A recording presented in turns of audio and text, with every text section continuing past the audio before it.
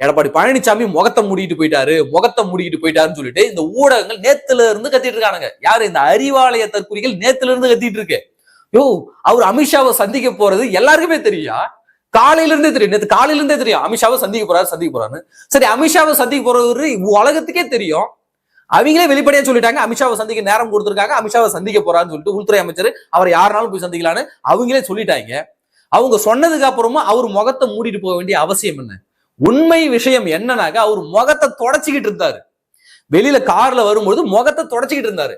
அதை ஒரு 2 second video எடுத்து வச்சுக்கிட்டு முகத்தை மூடிக்கொண்டு எடப்பாடி பழனிசாமி போனாரு.